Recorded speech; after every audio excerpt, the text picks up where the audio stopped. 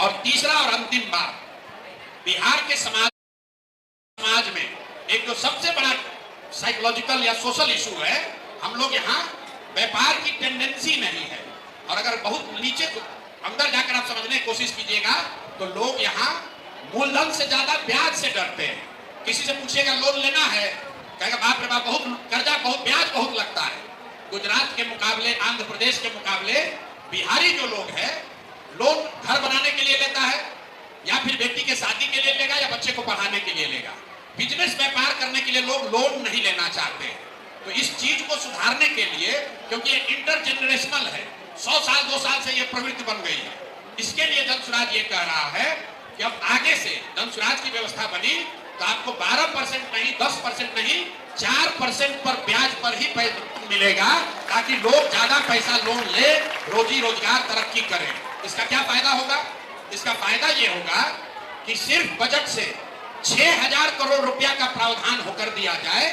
ध्यान दीजिए, 6000 करोड़ रुपया अगर 3 लाख करोड़ के बजट में 6000 करोड़ रुपया का प्रावधान कर दिया जाए तो 1 लाख करोड़ रुपया का क्रेडिट समाज को उपलब्ध हो जाएगा। 4% समाज देगा, 6% सरकार देगी और 1 लाख करोड़ रुपया लोग लेंगे, बच्चे बच्चे रोजगार करने लगेंगे। सरकारी नौकरी, जो लोग भी ये समझते हैं, हमने आपको जो योजना बताई, योजना के साथ साथ आपको इसका फंड भी बताया कि पैसा कहां से आएगा, कैसे आएगा। जो पढ़ाई का पैसा है, 60,000 करोड़ रुपया अभी खर्च हो रहा है, उसको हम लोग 3 भाग में बांटेंगे। 1/3 पैसा नई विश्व स्तरीय व्यवस्था बनाने के लिए, 1/3 पैसा बच्चों को प्राइवेट स्कूल में भेजने के लिए, और एक बचा हुआ पैसा जो है वो अभी की व्यवस्था को चलाने के लिए। इसी तरह रोजगार के लिए हम लोग कह रहे हैं कि सीडी रेशियो को सुधार कर, जिसमें 1 रुपया भी बजट का खर्च नहीं है, बैंकों के साथ मिलकर 2 से 2.5 लाख करोड़ रुपया एक्स्ट्रा इन्वेस्ट कराया जाए। दूसरी बात हम लोग कर रहे हैं, मनरेगा को कृषि से जोड़ेंगे। वो पैसा भी बिहार सरकार को नहीं देना है, जो पैसा दिल्ली में हम लोग सरेंडर कर रहे हैं उसको लाकर एग्रीकल्चर की प्रोडक्टिविटी को बढ़ाया जा सकता है। तीसरी बात हम लोग कह रहे हैं कि 4% ब्याज पर अगर आपको पैसा मिलने लगे तो बहुत सारे युवा, बहुत सारी महिलाएं रोजी रोजगार खुद से करने लगेंगी, और वो होगा बजट का 2%। तो ये 3 बातें हम लोग कह रहे हैं रोजगार के लिए। और देश भर में जितने इकोनॉमिस्ट हैं उसमें कम से कम 5-7 लोग ऐसे हैं जो सहमत हैं कि अगर इन 3 बात को किया जाए तो 50 लाख से ज्यादा रोजगार के अवसर बिहार में ही पैदा किए जा सकते हैं, वो भी साल भर के अंदर। जो लोग ये समझ रहे हैं कि भैया यहाँ पर फैक्ट्री लगना चाहिए, कुछ लोग ये कहता है भैया सरकारी नौकरी दे देंगे, इससे बड़ा कोई झूठ हो नहीं सकता है।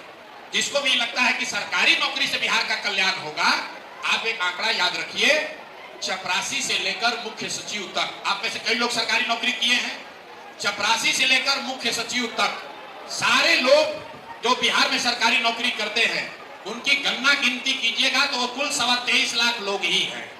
23.25 लाख लोग ही बिहार में सरकारी नौकरी करते हैं, मतलब 2%। और लोग कह रहे हैं हम 20 लाख नौकरी दे देंगे, 10 लाख दे देंगे। अरे भाई कैसे दे दोगे? 78 साल में सिर्फ 23.25 लाख लोग ही सरकारी नौकरी करते हैं। और अगर एक बार को मान भी लीजिए कि कोई सरकार 10 लाख और नौकरी दे देगी तो भी 30 लाख हुआ, 40 लाख हुआ। बिहार की आबादी है 13 करोड़। तो जब तक यहाँ पर शिक्षा और पूंजी, यही 2 तरीका है कि आप शिक्षित कीजिए लोगों को, जो लैंड हम लोग के पास है उसकी प्रोडक्टिविटी को बढ़ाया जाए और लोगों के हाथ में पैसा पूंजी दिया जाए ताकि घर घर रोजी रोजगार हो, तभी यहाँ से गरीबी को हटाया जा सकता है। बाकी जितना बात लोग कर रहे हैं उसका कोई मतलब नहीं है।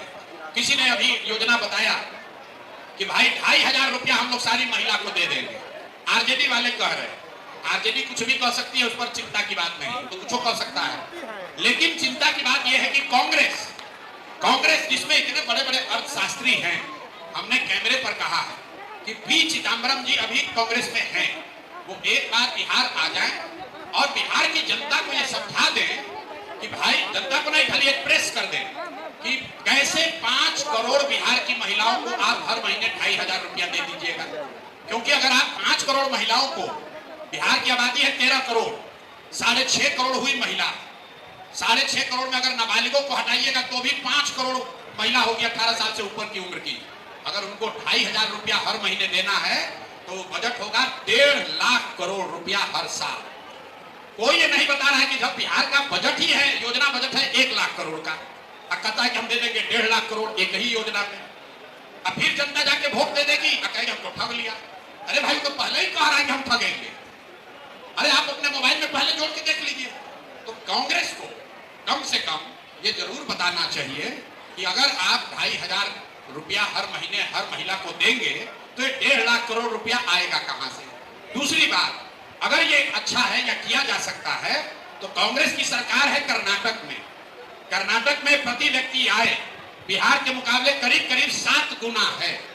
वहां पर कांग्रेस नहीं दे पा रही है, तेलंगाना में आप नहीं दे पा रहे, हिमाचल में नहीं दे पा रहे, लेकिन बिहारियों को मूर्ख बना रहे हैं कि हमको वोट दे दीजिए हम 2,500 रुपया देने लगेंगे।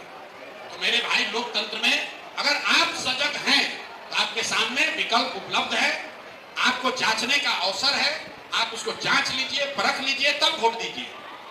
लेकिन अगर आप खुद जांचने समझने के बाद जाके गलत वोट देते हैं तो दूसरे को दोष मत दीजिए।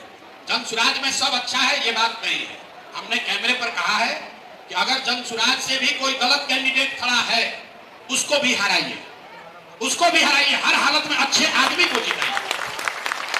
क्योंकि जन सुराज जीते या ना जीते, आपका प्रतिनिधि आप अच्छे प्रतिनिधि को जिताइए। बिहार में दिक्कत क्या है कि आप अच्छे प्रतिनिधि को नहीं जिताते।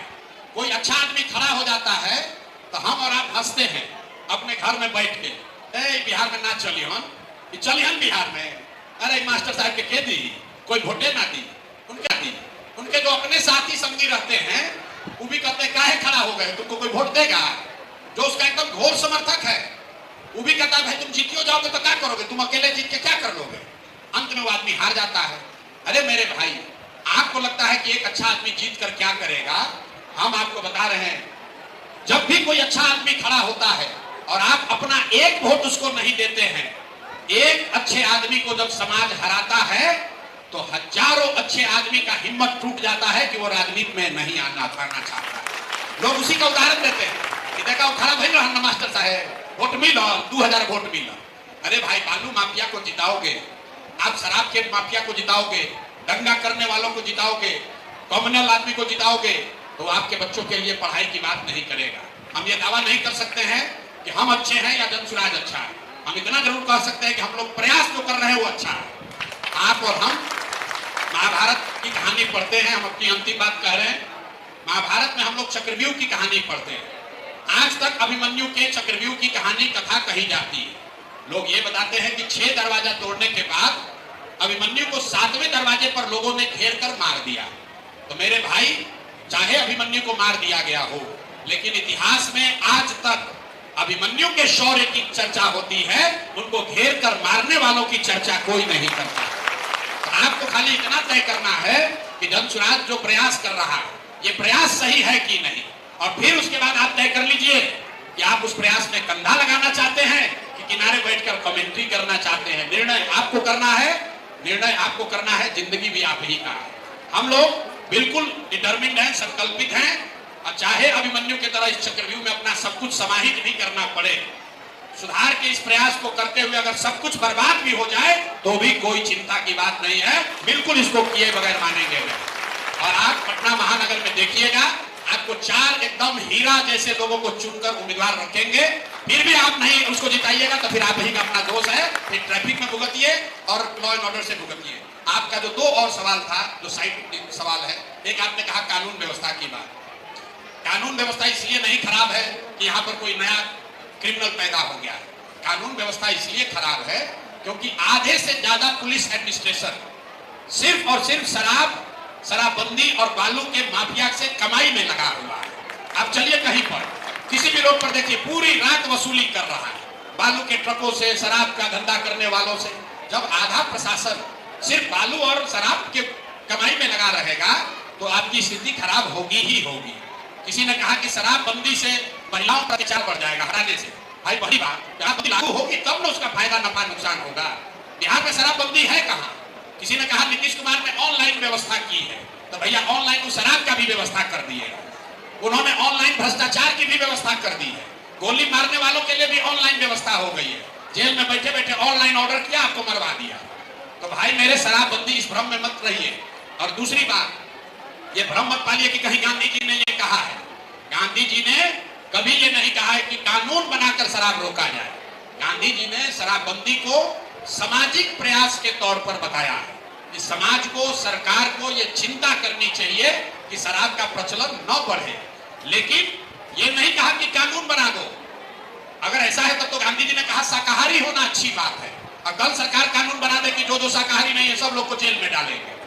भाई, संविधान में आप क्या खाते हैं, क्या पहनते हैं, किस धर्म में आपकी आस्था है, कौन से देवी देवता की आप पूजा करते हैं, ये नागरिकों को अधिकार संविधान ने दिया है। इसमें सरकार को घुसाने की गलती मत कीजिए। नहीं तो आज शराब है, कल खाने पर होगा, परसों धर्म पर होगा, उसके बाद कपड़े पर होगा। इसलिए ये गलती कभी मत कीजिए।